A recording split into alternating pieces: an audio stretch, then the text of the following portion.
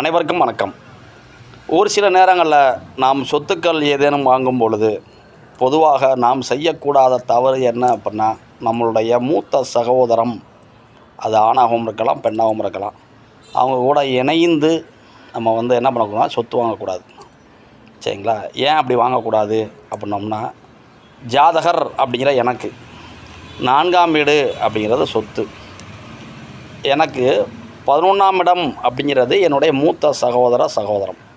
அப்போனா 11ஆம் வீடு அப்படிங்கிற மூத்த சகோதரத்திற்கு என்னுடைய சொத்து அப்படிங்கிற 4ஆம் வீடு, அதாவது 11, 12, 1, 2, 3, 4 அப்படிங்கிறது 6ஆம் வீடு, அதாவது 11ஆம் வீட்டிற்கு 6ஆம் வீடு. என்னுடைய சொத்து அப்படிங்கிற 4ஆம் வீட்டிற்கு என்னுடைய அண்ணன், அக்கா அப்படிங்கிற மூத்த சகோதரம் அப்படிங்கிறது அந்த 4ஆம் வீட்டிலேருந்து என்னோம்னா 4, 5, 6, 7, 8, 9, 10, 11 அப்போனா 8ஆம் வீடு. அப்போனா சஷ்டாசகம் அப்படிம்பாங்க, 6, 8ம்பாங்க. அதாவது என்னுடைய ஜாதகர் அப்படிங்கிற என்னுடைய அட்சய லக்னத்திற்கு என்னுடைய சொத்து அப்படிங்கிற 4ஆம் வீட்டுக்கு என்னுடைய சகோதரம் அப்படிங்கிற 4க்கு அது 8, 11க்கு அது 6 அப்படின்னு வரதுனால எனக்கு ஒரு சொத்து வரணும் அப்படின்னா அது அண்ணனுக்கு பிடிக்காது அப்படிங்கிறத உணர்ந்துக்கணும். அப்போனா நம்ம நகமும் சதையும் போல் எப்படி ஒற்றுமையாக இருக்கணும், அண்ணன் தம்பி பந்த பாசம் அப்படிங்கிறது இணக்கமாக இருந்தாலும், சுய ஜாதகத்தில் அண்ணன் தம்பி அப்படிங்கிற சகோதர ஒற்றுமை நன்றாக இருந்தாலும், நம்மளுக்கு ஒரு சொத்து வருது, இளைய சகோதரனுக்கு ஒரு சொத்து வருதுன்னா மூத்த அண்ணன் மூத்த அக்காவுக்கு அது பிடிக்காத ஸ்தானமாக இறைவன் படைக்கப்பட்டிருப்பதனால சொத்துக்கள் வாங்கும்பொழுது பெரும்பாலும் நம்ம என்ன செய்யணும், தனித்து வாங்குவது நல்லது.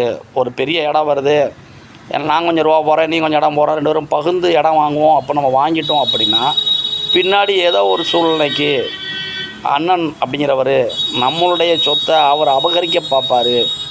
எப்படி அது அப்படி தான் போகும். ஏன் அப்படின்னா, அண்ணனுக்கு சொத்து அப்படிங்கிறது 11 அப்படிங்கிற அண்ணனுக்கு சொத்து அப்படிங்கிறது நம்மளுக்கு 2ஆம் வீடு. சரிங்களா? அப்படின்னா உன்னுடைய குடும்பத்திற்காக உன்னுடைய வருமானத்திற்காக அப்படின்னு கொண்டு வருவாங்க. சரிங்களா? அப்போனா எங்கும் எதிலும் சொத்துக்கள் வாங்கும் பொழுது யாரை பார்ட்னராக சேர்க்கக்கூடாது, யார் கூட இணைந்து வாங்கக்கூடாது, யாரிடமும் சொல்லக்கூடாது.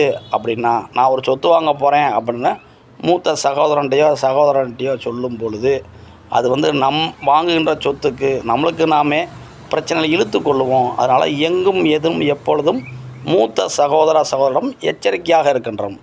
எதற்காக? சொத்து வாங்குகிற விஷயத்தில். அனைவருக்கும் நன்றி. வாழ்க வளமுடன். நன்றி.